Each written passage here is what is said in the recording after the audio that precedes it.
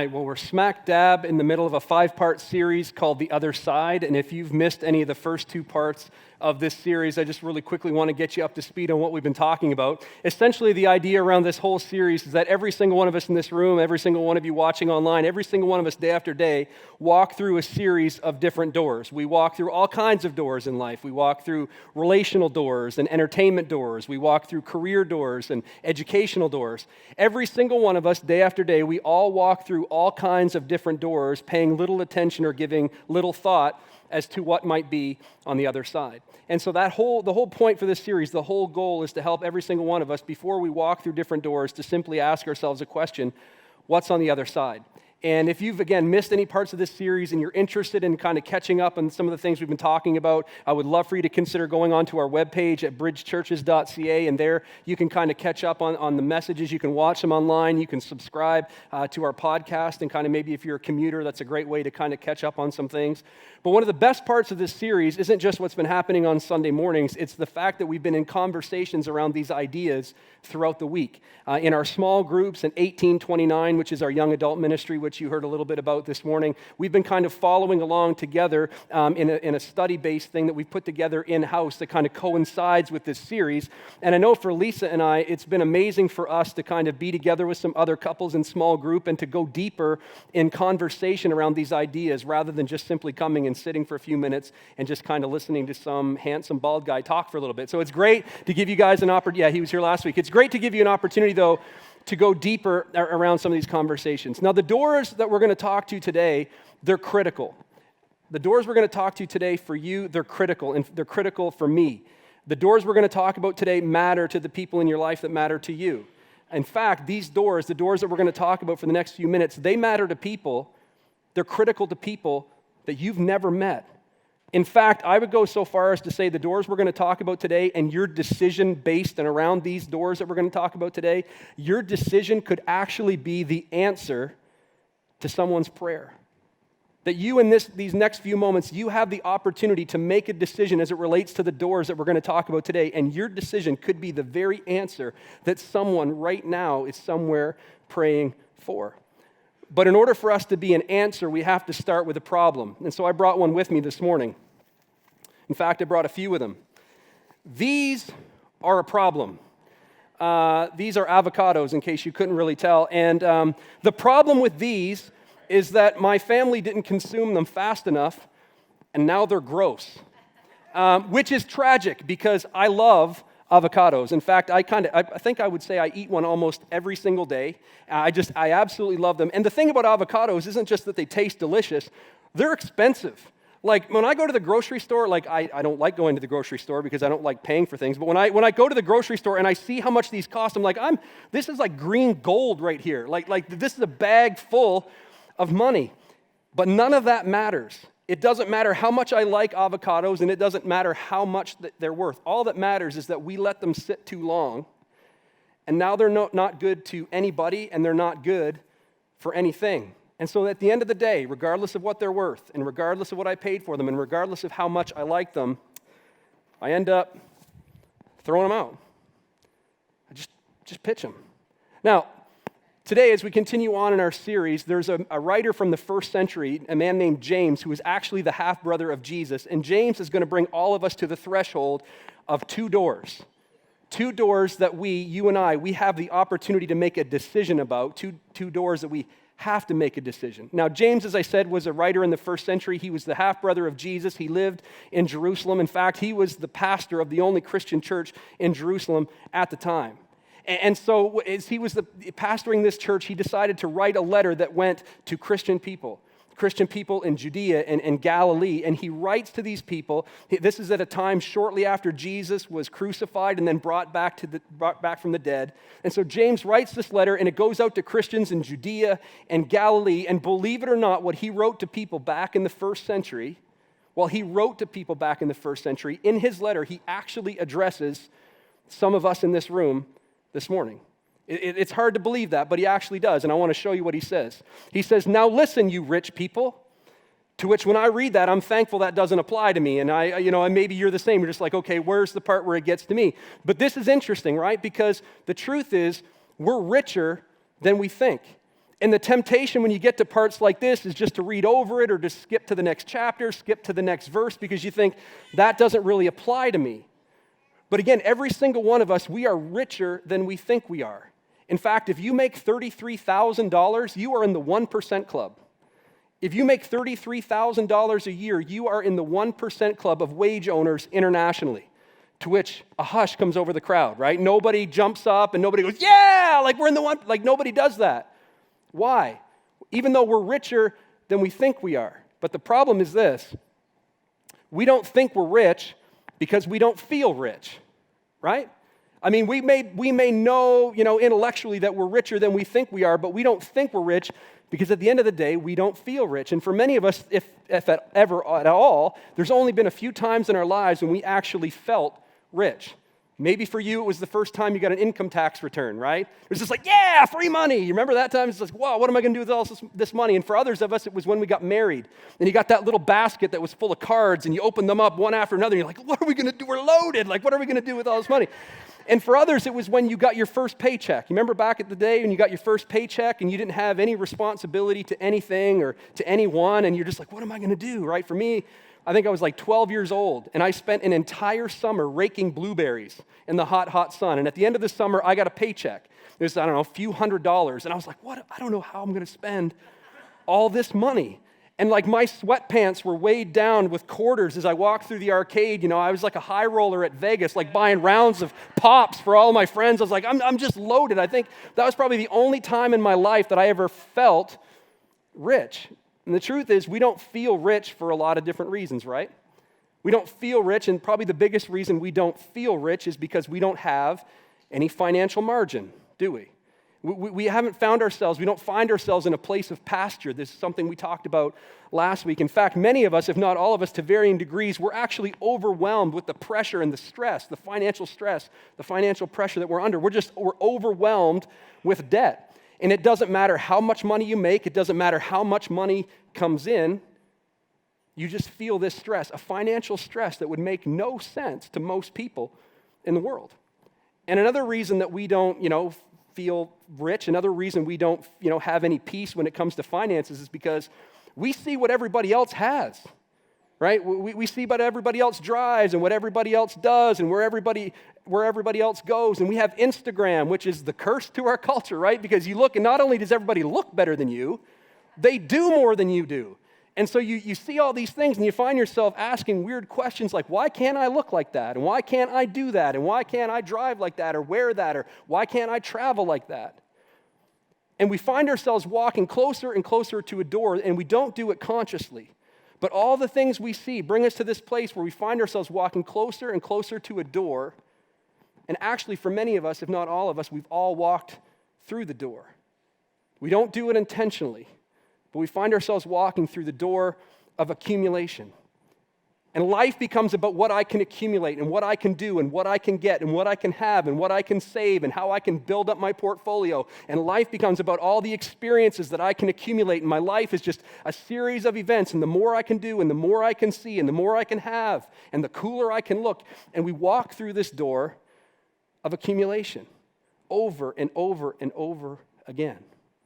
And I'm not trying to make you feel bad about yourself, so let's go back to James. James, this writer in the first century, he's writing in the midst of a culture. He's writing to a group of people who were living under an assumption. Now, the assumption they were living under wasn't true. It was just the assumption they were living under. See, there was this assumption that happened back in the ancient days that pagans embraced, and not just pagans, but actually first century Jews embraced. They were all living under the assumption that rich people are God's favorite people. It wasn't true, but people in that day would look at other people who had wealth and they were like, God really loves them. God favors those people more than he does me. Just look at what they have. What they have is an evidence of God's favor upon their life. And then they would come across a sick person. They were like, God really doesn't like him. God really doesn't like her. That they must have done something wrong, that the person who's sick, they must have sinned, or maybe their parents sinned because that's why they are. But that rich person, God really loves them. God really favors them. So they were all living under this assumption that the more you had in your possession, the richer you were, the more favored, the more loved you were by God.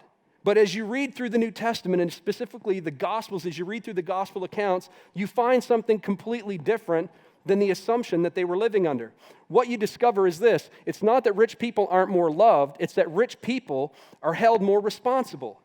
That as you read through the Gospels, you discover that rich people are actually held more responsible. They're held accountable. That people who have wealth, people that have resources, are required to do more, be more, see more happen because they have more opportunity. So even though they were living under a certain assumption, James writes this letter again to first century Christians, and he says, look, I'm going to speak into this assumption that every single one of you is operating under and living under, this assumption that you're all making because it's wrong. And so he says, now you rich people, listen, weep and wail because of the miseries that are coming on you. Weep and wail because of the miseries that they're coming on you. In other words, James is saying to all the rich people in that day, and I believe he would say to us if he were standing here this morning, look, your future, it's not as secure as you think it is. To which I would say, and probably many of you would say, that's not true, because rich people have the most secure future. That's why rich people never worry about the future, do they? That's why rich people never worry about money, do they? Or do they? See, James was a wise man. I mean, he came from good stock, right? I mean, he's the half-brother of Jesus, and so he was extremely wise, and he understood something that's true of you. And I believe it's something that's true of me, that the more you have, the more you tend to worry. Isn't that true? The more you have, the more you tend to worry, because rich people make a mistake. They make a tragic mistake. It's a mistake that many of us have made, and I would say, in fact, if you've actually made this mistake, chances are it's an indication that you're richer than you think you are. And the mistake is simply this: rich people have a tendency to put their faith and put their trust in their wealth instead of the one who richly provides. And that's a mistake that poor people never make. Poor people never put their trust in their wealth or their resources because they don't have any. But the more you and I begin to accumulate, the more our trust, the more my trust begins to migrate from God, and my trust shifts into my possessions and into my wealth and into what I have and into what I can get and into my plans for tomorrow. And my trust migrates from God and it moves towards my wealth. And so I find myself in a place where I'm walking through the door of accumulation, thinking that I'm walking through the door wisely. And I justify why I'm going there. I'm preparing for the future. I'm planning for tomorrow. I'm saving for this and I'm saving for that. And I have these plans and I have to get all my ducks in a row. And so we continually walk through this door of accumulation, thinking it's out of wisdom, when in reality, worry is what's found on the other side of accumulation. And that's why for many, this makes absolutely no sense, but many of you have more than you've ever had in your life, and yet you find yourself worrying more than you've ever worried in your life. And if you're not careful, and if I'm not careful, I can have my faith. It can migrate from God, and it can move towards my stuff. And my trust and my confidence becomes in what I can accumulate and what I can plan for. And I can justify it, and I can chalk it up to wisdom and being smart and being wise. But at the end of the day, I've walked through a door, and I find myself worrying more than I've ever worried in my life. And the more I get, and studies show this, the more I have and the more I get, the quicker my hands close around it. And so James is writing to first century Christians, and I believe his words would echo to us today. And he says, you rich people, do you know what's happened? He goes on, your wealth has rotted and moths have eaten your clothes. He's like, you've got so many clothes, you have so much stuff that's just sitting, stuff that you've never worn. It's been sitting so long that moths are actually eating it. Right? He goes on and he says some more. He says, your gold and your silver are corroded. In other words, literally, the silver and gold that you have so much of it, it's just sitting there that it's beginning to tarnish. It's literally decaying. And the silver and gold that would be so valuable in our eyes is actually losing its value because it just sits and does nothing. It's just James is trying to find a way to say, you've accumulated so much. Even wealth, you've accumulated, you've hoarded, you've gotten so much that now it's not good for anything or to anybody. Can you relate to that at all? I mean, you can justify how you got to where you are and why you are where you are and everything, but come on, I mean, it's true, right? I mean, you think back to when you left college And when you got out of college, all you had was a milk crate full of some CDs and maybe some student loan debt. And now you're down the road just a little bit. And now you've got the house with a garage, but you can't even get a bicycle in your garage, let alone a car, because it's just full of stuff that you've accumulated over the years. And then you go into the basement and it's just full of boxes that haven't been opened in 10 years. And if your life was depending on it and you had to give an account for what's in the boxes, you'd be dead because you have no idea. You've just accumulated and hoarded and stored up so much stuff. And so James is speaking into that culture, and I believe he's speaking into ours. And he's saying that the issue is not how much comes in, the issue is how much stacks up. The issue isn't how much comes in. The issue for you, the issue for me, the issue for all of us is how much stacks up. And then like a prosecuting attorney, James just kind of leans into this culture and leans into this lifestyle, leans into this way of living and way of thinking. And he continues on, and he says, their corrosion, meaning the decay of all your stuff, their corrosion, he says, will testify against you. And you've walked through the door of accumulation thinking it's out of wisdom. You think you're being financially responsible, and there's a time and a place for that, and that's all well and good, but you're actually going to find yourself getting to a place where the things that you value and the things that you've stored up and the things that you've hoarded for whatever reason you can put it under, it's actually going to get to a point where it's going to testify against you. That someday you're going to find yourself in a place where people are going to think and say things about you based on the stuff that you have. And he continues on. He says, their corrosion will testify against you and eat your flesh like fire. Bam! Like that. This like fire. Like this is judgment of God type language. And this was common in that day. See, people in that day, they were used to seeing people judge publicly and punish publicly, sometimes often punish violently. And so they were used to using the kind of language that they were accustomed to seeing to describing the judgment of God. And it's like James, again, is writing to his audience and he's saying, listen, I believe that the time is going to come where God is ultimately going to judge you for the way you've mishandled the stuff, the way you've mismanaged the stuff that ultimately God has provided for you. That James is under the assumption, he's writing under the assumption that everybody who has anything is ultimately responsible to God. And as if they didn't get the bottom line, as if he wasn't being clear enough. I mean, again, he came from good stock, but he's only the half-brother of Jesus. So if he's just missing it a little bit, he just lays it on the line and he says this, you have hoarded wealth in the last days. The implication being that time is short. And as you read through this letter, and I'm going to encourage you, as you read Scripture, maybe you find the Bible difficult to read. One of the best things I could encourage you to do is to try to read between the lines as you read through Scripture, to try to understand what is he really trying to say. And as you do that, as you read between the lines of this letter that James wrote, it's as if James is trying to get his readers to ask themselves a question. And it's a powerful question. And this is the question, I believe. Why store when your time is short? It's as if James is trying to get his readers to ask themselves a question. Why store when your time is short? Why do we spend so much time accumulating and storing up and hoarding? Why do you and I live as if we're going to live forever? When we all know, when you know that eventually you're going to get to the place where you're going to run out of time before you run out of stuff. That you're going to run out of time before you run out of money. You think, but I don't know that for sure. But isn't it true, and many of you know this is true, even though you don't really think that you know that it's true? Many of you know it's true because, sadly, you've had to look after a grandmother or grandfather's stuff. You've had to look, sadly, after a mother or a father's stuff after they've passed away. That many of us have had the responsibility of walking into a house full of stuff, and the person that it used to belong to isn't even in this life anymore, and you walk in and you look around and you go, what am I going to do with all of this stuff? What am I going to do with it? And you laugh at some of it. You laugh at how dated some of it is. And then other stuff you question, why did they keep that? Like, why did they hang on to that?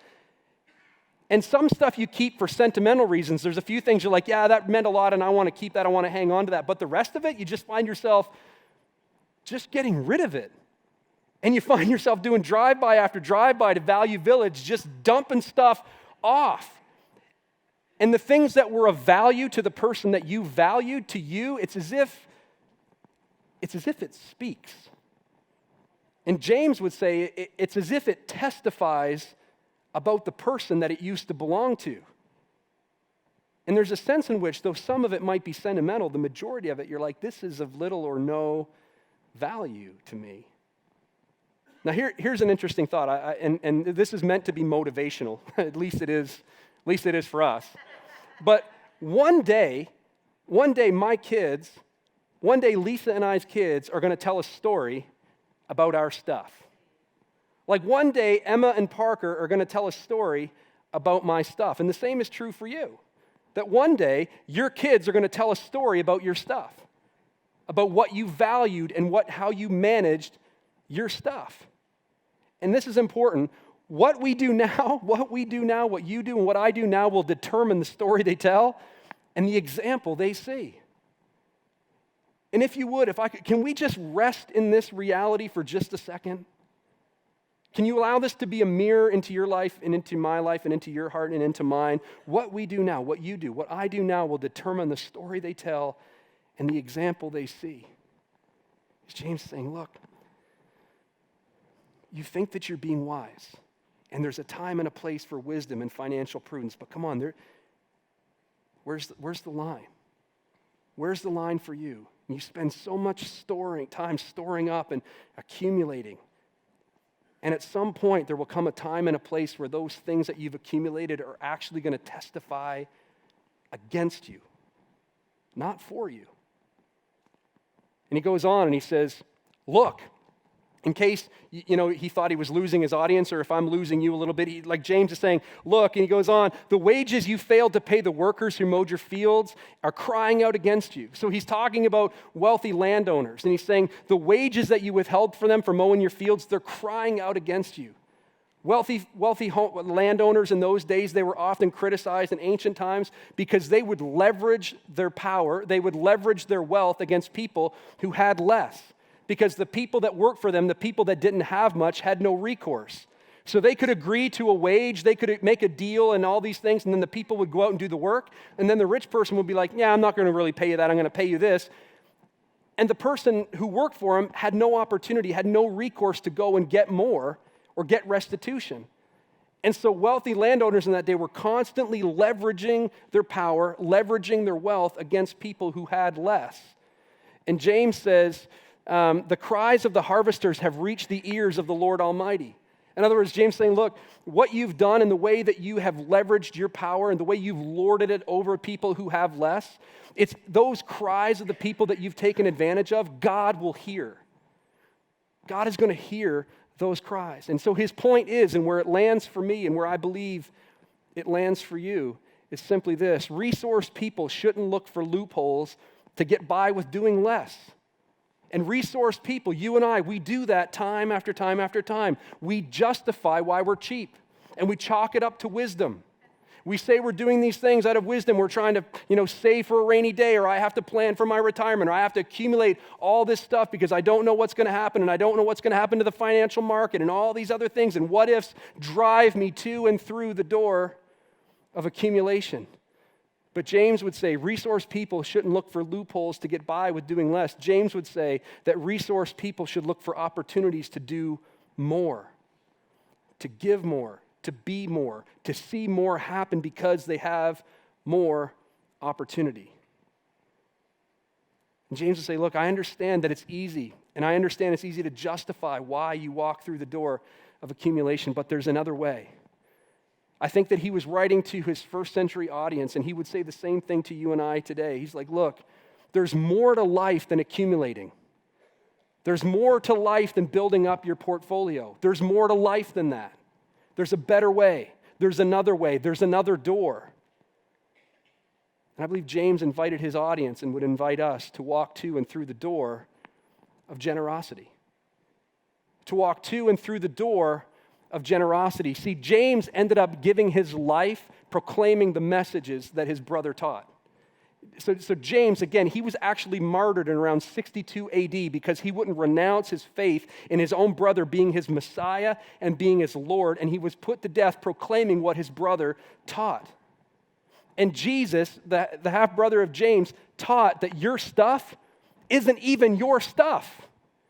that you're simply a steward and I'm simply a manager, and managers are held accountable to the owner. And James believed, because Jesus taught, that God owns everything. And as you read through the Gospels, Matthew, Mark, Luke, and John, as you read and see how Jesus lived and what Jesus taught, what you're going to see, and this is the positive side of all this, you're commended for working hard. You are commended for working hard. You are commended for being responsible. You are commended for being wise and for saving and doing all those things. And when I look at my life, I have more at this stage in my life than I ever thought I would ever have. Right? I'm beyond grateful to be in the place where I am today. But I'll tell you, I'll be brutally honest with you, it didn't fall from the sky. Like, I've worked hard. I've worked hard. I've earned every dollar I've made. And when life and when my decisions knocked me down, I dusted myself off and I worked hard to get back up and to move on and to get better. And I'm commended for working hard and for making the most out of what little talent I have and stewarding the opportunities that God has given to me. And as I read through the New Testament, what I see is, even though I'm commended for working hard, I'm commanded to be generous. I'm commanded to be generous, that there's a sense in which I'm accountable to my Heavenly Father for the way in which I manage the things that are ultimately His, even though they're in my possession. And even though I earned it, and even though I worked hard, I am a steward, I am a manager of what is ultimately God's, and I will be held accountable. And God would say, the things that you think are your things, the stuff that you think is your stuff, isn't even yours. And the way that you know it's not even yours is because one day you're going to leave it. How much of it? All of it. 100% of it. I've never seen a U-Haul attached to a hearse, ever, right? One day, you're going to leave it all behind. And it doesn't matter what you believe.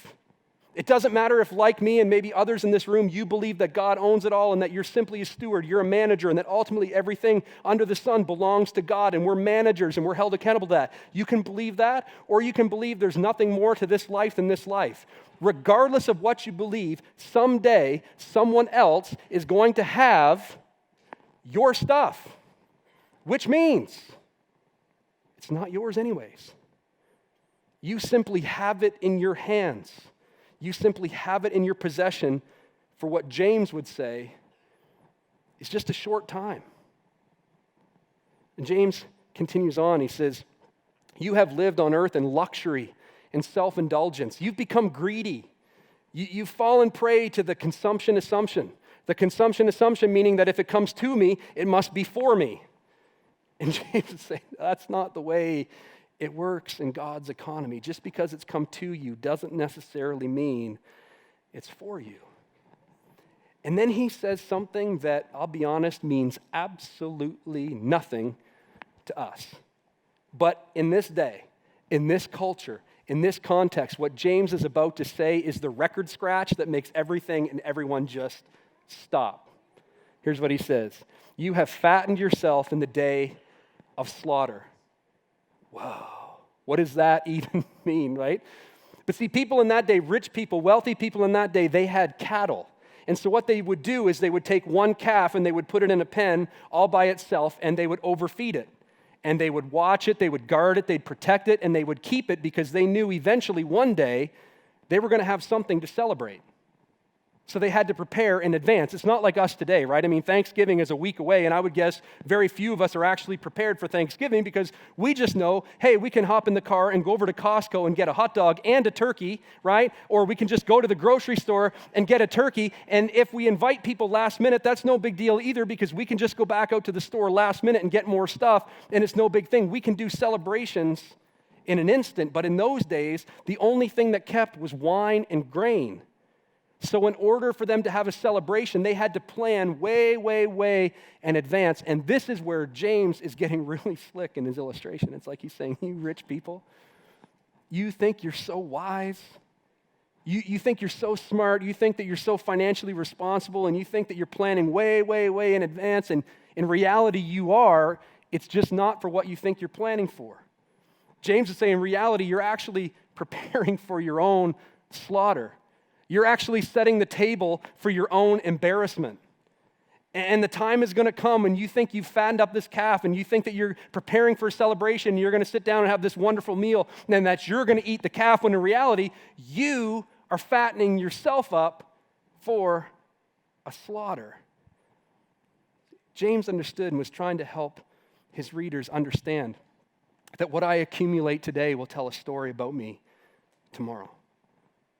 That what you and I accumulate today will tell a story about me tomorrow. And it was as James was saying, come on, listen. Perspective is what's found on the other side of generosity. It's perspective that's found on the other side of the generosity. You walk to and through the door of accumulation thinking you're being wise, when in reality, all you find on the other side of that door is more and more worry the further and further you go through that door. But on the other side of generosity, you find perspective into who you are. It puts the things that you have in your possession in perspective. And the further you go through the door of generosity, the deeper perspective you gain into who God is and what God values. But I'm going to have to let you sort all that out on your own personally, because I don't know your circumstance. You don't know what you believe. You're still kicking the tires on the whole faith, God, Jesus thing. You're not really sure. Many of you are wondering, like, how much longer is this going to go? And I get all that. I really do. But you can't just dismiss what James said either, because what he wrote to those people in the first century is true of us today, and you know it because you've never been to a funeral where accumulation is what's celebrated. The lives that are most celebrated are the ones that are they're given away. But again, I'm going to let you sort all that out on your own personally and reflect on that and what it means and what the implications are to you and in your life. But in the meantime, for us as a church, we're going to act on this together corporately. And so for the last number of weeks, we've been talking to you about Love Week. We've been kind of setting the table for Love Week over and over, week after week after week, where for 1 week, 7 days, we are going to come together as a community and go out and love our community. That together we're going to walk out of the safety and the comfort of this place, and we're going to walk out into our world, and we're going to tangibly and practically love the city. And we are going to reflect that we are for the city because God is for them. And through everything we do with intentionality and with, I believe, hopefully extreme generosity, in every action that we do, we're going to try to communicate that everybody matters to God, whether God matters to them or not. That together we are going to go together to try to communicate that everybody matters to God, whether God matters to them or not. And we're not going to do it for our benefit, and we're certainly not going to do it for our own glory. We are going to go together because when God's people do good, God's name becomes great. And so over the next 3 weeks, we're going to do 3 different things. We are going to give, we're going to serve, and we're going to love. When you came in this morning, you should have got a little envelope on your chair that looks something like this. I would just love for you to just take that envelope and hold it in your hands for just a few moments. Just take that out and hold it in your hands. And I just want to talk about it a little bit. On Sunday, October 13th, we are going to begin to give. That next Sunday, on Thanksgiving Sunday, we are going to receive a special offering, and 100% of what is given in that offering is going to go out from this place. 100% of it. Now, for those of you that regularly attend the bridge and you regularly give to the bridge, don't shift the gift. Okay? This is walk through the door of generosity. This is above and beyond the regular giving that you give to the ministries here at the church. This is above and beyond. This is going through the door of generosity together. And 100% of what comes in this offering is going to go out. It's going to go out to different organizations within the city that we have and continue to partner with that are doing incredible work in the city. It's going to go to some people who have needs that we've been made aware of. It's going to go, some of it, to random strangers that come our way. But 100% of what is given through this offering is going to go out in love and in the name of Jesus Christ as we together build bridges. And then we're going to come back on Sunday, October 20th, and we're going to serve. On Sunday, October 20th, there's going to be an opportunity for you. There's going to be some different tables out there. We have 3 group initiatives that we're going to be doing, and you can sign up to be a part of one or all of those initiatives because we're doing this for an entire week. So as much time as you have, we would love for you to get involved and invested. We want you to be thinking beginning October 20th as to what you can do personally during Love Week, what you can do as a family during Love Week, what you can do as a small group during Love Week. We want you not simply to give of your finances, we want you to give of yourself and of your time. And we want to give you some time to think as to what that would look like in your life. And then on October 27th through November 3rd, we are going to love. We are going to go. We're going to go out of this place together, and we're going to practically, intentionally love this city. We're going to go out into our workplaces, into our schools. We're going to go into our neighborhoods and tangibly and intentionally love people in the name of Jesus Christ through random and radical acts of generosity. And during that week, you're going to have an opportunity to go on our webpage and upload stories, upload videos, upload pictures, and we're going to tally all those things together. And on Sunday, November 3rd, we're going to come back and tell story after story after story of what God has done through us, and in the process, what He's done in us. And we're going to tally how many hours that we've spent, whether it's 5 minutes or 5 hours. We want you to tally that, and we're going to discover together how much time we as a church, as a community, poured into our community. And we're going to just do the same as to how much money, whether it's $5 or $5,000, how much money did we together pour into our community. And we don't have a dollar goal, and we don't have an hour or a time goal. The only thing that we have is a participation goal. And I'm sure you can guess it. We want a participation of 100%. 100%. That our goal is that 100% of this church would be invested and involved as we go out together to love this city. So, regardless of what you believe, you're invited to join us as we love our city. That we're going to go together and reflect the love of Jesus Christ to this city together. Now, Jesus said that your love, your devotion to God is best demonstrated, is most authenticated in the way that you love the people around you that you can't see. That's how you communicate your devotion to God. And radical generosity is the appropriate response in light of what God has done through His great love for you and I.